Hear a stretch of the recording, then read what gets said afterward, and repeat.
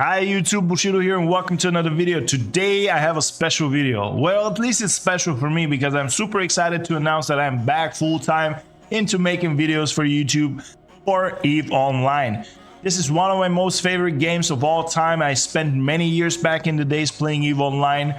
I've done everything. PvP, PvE, industry, wormhole, everything. I'd like everything about EVE Online is exciting.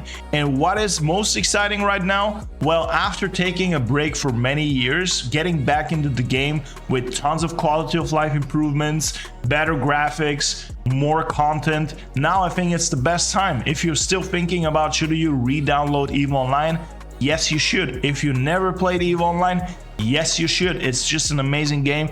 Now it's the time to get started. In this video, I'm going to be talking about Abyssal Deadspace and how you can avoid the mistakes that I've did as a returning player. Like, for example, how to not lose a billion ISK trying out the hell with this. But anyways, in this video, I'm going to be talking about Abyssal Deadspace. Further down the road, I definitely plan on making a full-blown guide about it and about the different aspects of the game. If you want to see more, make sure you like that video and subscribe. I'm super close to my very first 3,000 subscribers. And I also stream on Twitch almost every single day. If you see my face there, just drop in and say hi. Yeah, let's get started. Like I mentioned in the beginning of this video, I am going to be talking about Abyssal Deadspace, how to prepare yourself to do these, what kind of fits you can look into, and how to get started. Now, if you are a seasoned EVE Online player that already done this video is not for you. This is more for people that are either new players or returning players to the game and would like to try out this PvE activity, which I find very fun, and if you get better at it, it can get very rewarding. So you can make a lot of ISK and eventually buy more ships, bigger ships, flex your account, and etc.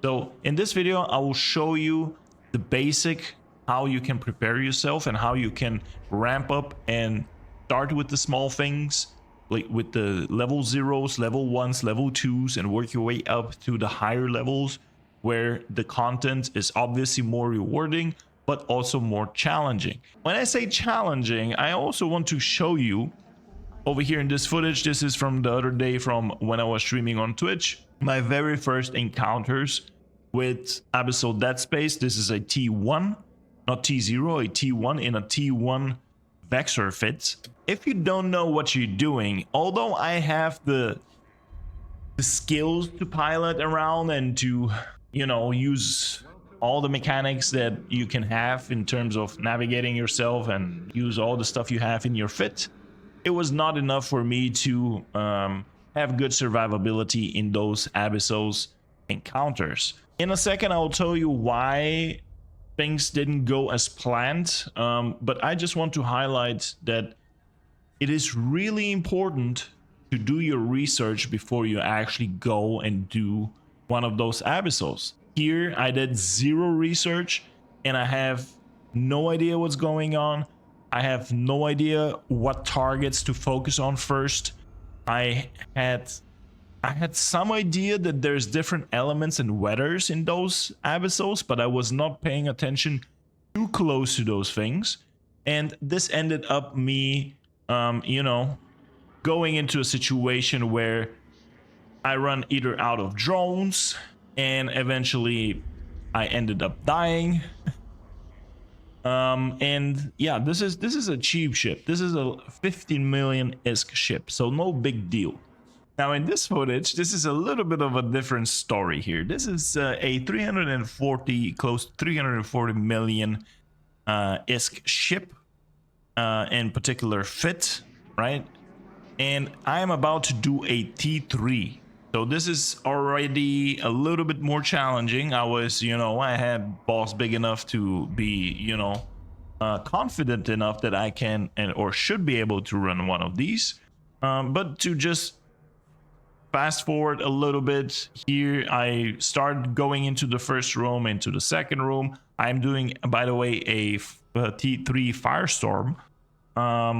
And just to give you a little bit of background why this was a fail, well, my fit was more suited for a Gamma Abyssal. In a second, I'll explain you what is the difference between these. But to fast forward, I lost my first Gila, obviously. And at the beginning, I didn't know why this happened. I had a feeling like I have enough damage. I am doing, you know, the correct things. I was wondering, okay, why do I end up again out of my pod? And just before we get started, here, example again. This is another T3. Again, the wrong weather for my fit. Here I had very bad prioritization of the targets. My capacitor was empty. I was relying. I needed that capacitor also to have more survivability, obviously, on my shields. And it was just bad management of everything. It was no proper targeting, bad weather. Everything went sideways. Now, you would ask yourself, all right, why would you repeat the same mistake again? And in that day, I lost $1 billion in ships, just going in there blind until the moment that just folks entered my chat and obviously had some experience with Abyssal Deadspace. And these folks gave me some solid advice, and they said, wait a minute, you're losing Gilas, but what is your Gila actually fitted for? And we started looking into this, and it turned out that I chose the worst weather for my fits. I didn't have proper prioritization. You see, I am confident here in my skills, but I was stupid. Don't do these mistakes. That's why I did them for you. Now let's talk about how to get started and how to do it the proper way. And this way you will avoid losing those expensive ships, hopefully. Now, first of all, let's talk about what the hell what is Abyssal Deadspace? Well, there is something called the agency now. Now, back in the days, there was not such like interface UI thing like the agency.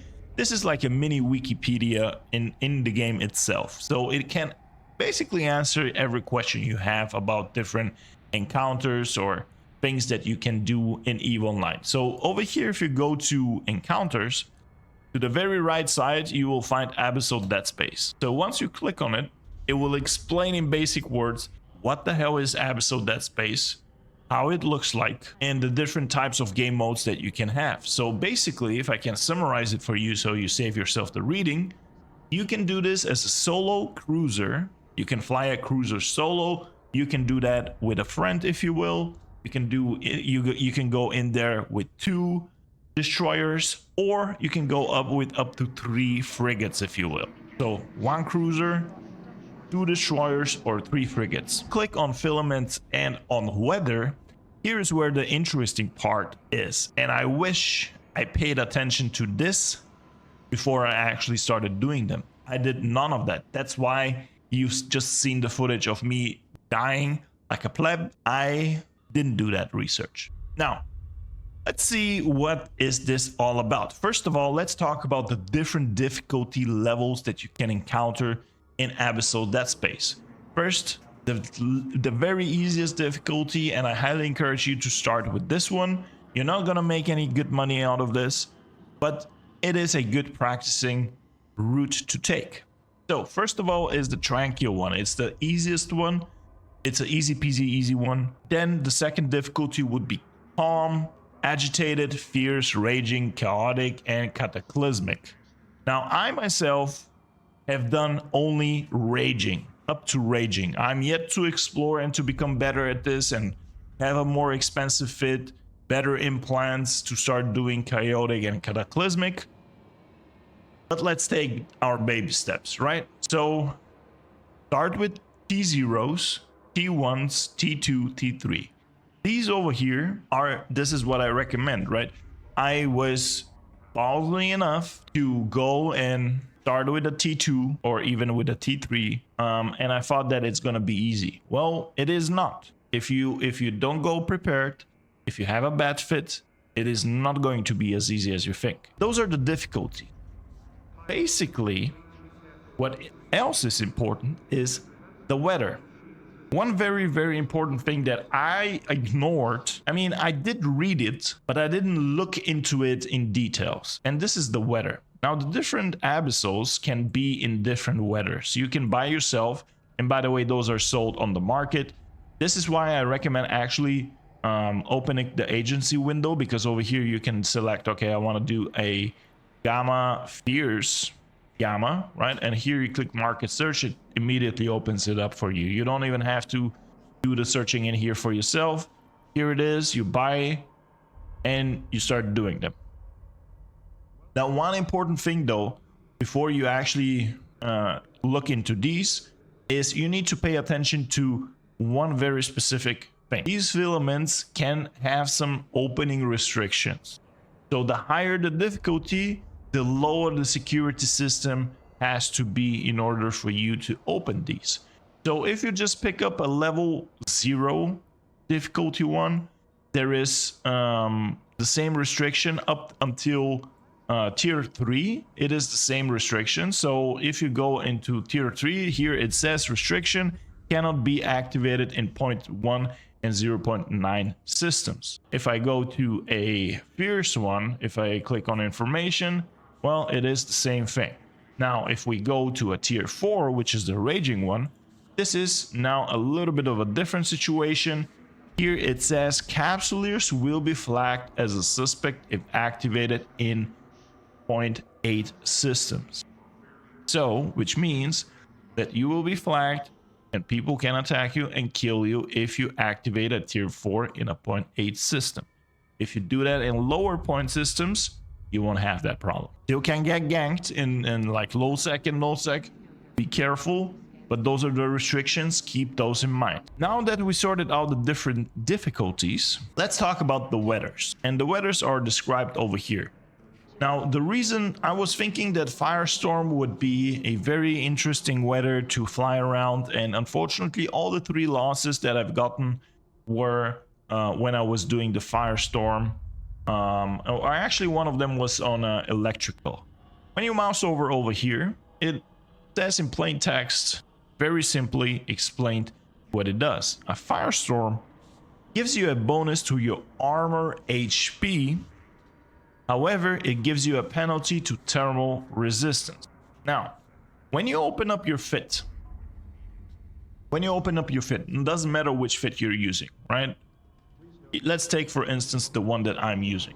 Over here, obviously, you have the different types of resistances that you have. You have your regular EM, thermal, kinetic, and explosive, right? So, Firestorm, penalty to thermal resistance. So over here, we go over here. And don't get me wrong.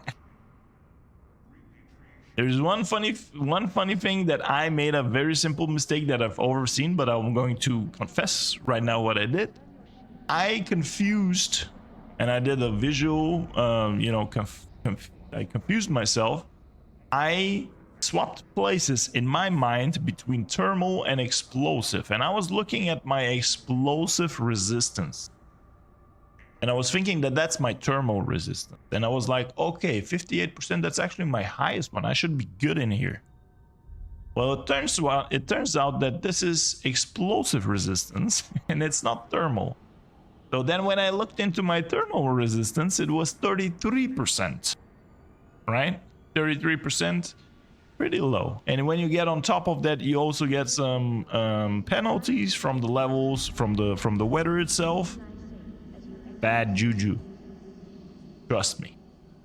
Okay, so once we clear out this out of the mind, it is pretty easy to theory craft your fits towards approaching those abyssal encounters. So I am currently fit and very well fit for a gamma. So with this fit, I should run gammas. 2 reasons why. First of all, explosive resistance is my highest resistance. On my shield, I run a shield build, a shield fit. And this one particularly gives bonuses to shield HP. So I'm already very, very shield extended. right? I have a big shield, and on top of everything, I also get the additional bonus from the gamma weather. So my best in slot over here is the gamma filament. So this specific fit, gamma fit. If you want to do a firestorm, fit properly. Think about the penalties and your damage type and everything related to this. The weather also affects the mobs in there. So if you are getting penalties for explosive resistances, they're getting as well. So technically speaking, if you do explosive damage, you're gonna be doing more damage to the mobs. Once you do your T0s, T1s, and you build up a little bit more capital in order to afford a Gila or a better ship, there is plenty of ships, by the way, and different fits that you can try out. I actually recommend this website, which is called abyssaltracker.com. I will leave a link in the description below. And over here, you can go into fits. If you don't necessarily want to fly a Gila, you can fly many other ships. People are testing and look for different ships. For example, you want to do a tier 3 in a exotic weather, and you can just filter by this and try to see what are people doing. There we go. There's a BNI, a Vector Navy issue built with 350 DPS, which is just about 160 million. Gilas can go from 300 million fits to billions. So Gila is definitely a very, very interesting ship and very flexible in terms of the fit that you can build with it. However, some people, like I said, would like to probably switch it out. So they would, you open it up, you check out this guy, what he was running. Does his theory crafting of this fit actually make sense? If it does, you fit it, you try it out, and have fun with it. That's it. Scroll down. Most of the times over here, they write like a small description. This guy says offer ready fit works for all T2 weather types except for dark. Do your research over here. Can handle some T3 electricals. I found it that have about a 50% survival rate in T3s. Struggles against Marshals, Sanchez, and Vadmax, which are the bigger ships that do more damage. So this sounds like a pretty promising fit for a T2. T2 is a very good starting point, and it is roughly only 100 million investment. So usually, like I said, what I do is I go to one of the nearby system that is in Jita. So I usually go Subaseki or the other one so that it is at least 0.8 and below. This is a very, very easy fit. It has only 3 buttons that you need to click. And all right, and now that we talked about the most important things in this video, let me give you a raw example of how I would prioritize the different enemies in a video. Now, the moment you warp in, all you need to do is see where the gate is and try to fly towards the gate, launch your drones, make sure you have your shields and all your defensive props on, and start to target all the enemies in there and try to read the names. If you see any enemies neuting or webbing you over, usually you can either tell immediately by the names, or you can see in your overview the webs and the newts. The Cinnabos are usually very aggressive. I really try to focus these first immediately. They usually, as you can see, can have a web and a newt at the same time. That's a deadly combo. So really try to get these out of the way as soon as possible. After, if I would have to categorize and prioritize, I would always prioritize newts first, webs seconds, and then disrupts and pains, and those are the most important ones. Also, if you notice in my overview, you can see that on the right there is a yellow blink. So that means that I am locked as a target, but the focus might be on the drones. And it is actually the case in this one. You can see that my drones are receiving a little bit of damage. So sometimes it makes sense to monitor your drone's HP. If they do receive too much damage, you can always pull them back in and relaunch them immediately. This way you shift the focus from the mobs.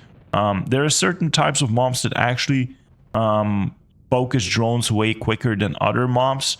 Those are the mini drone-like mobs that you are going to encounter. I'm not entirely sure if in this footage I actually get to fight these. I forgot their names. It's Tesseract or Tessers, whatever they are. Yeah, always fly around. You know, you enter, make sure everything is on, go to the gate, and start looking for your enemies.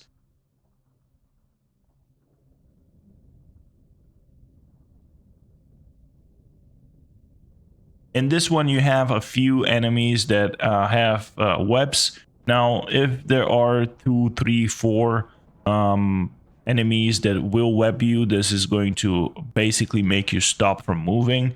So that means that you will start receiving a lot more damage. Again, should be priority number 1.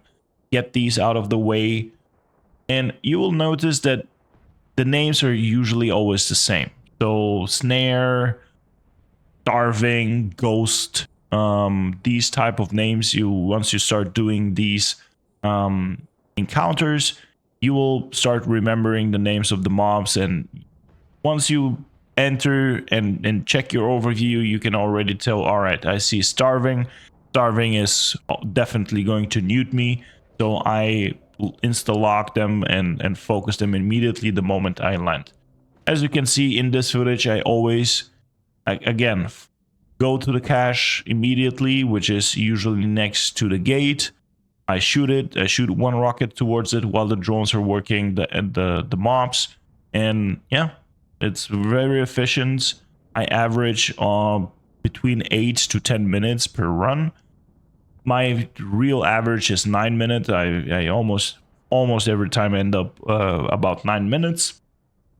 Although if it takes you a little bit longer, no biggie. As long as it's not longer than 14-15 minutes per run, I believe that's a really good time. Obviously, you want to get it down as much as possible. So try to aim for something between 8 to 10 minutes per run. This is going to give you some really good efficiency. In this one, we have Firewatchers. Firewatchers also nude. So in here, we immediately try to focus these. Now they don't nude me yet still because I was out of range, but once they get closer to you, they immediately start nuding you. So again, focus Firewatchers. Then a few other ones pop that also nude and web, so make sure you get rid of those, and then the rest are just random priority. While your drones are taking care of the mobs, again, you face the cache and the gate, start moving slowly there, and clear everything on the way. Nothing too difficult. And yeah, this is pretty much it. Just make sure your survivability is in a good state. You don't get below 40-50% shield, especially if you don't rock any shield repairing modules. I rock, as you can see, only 1 hardener and 4 shield extenders.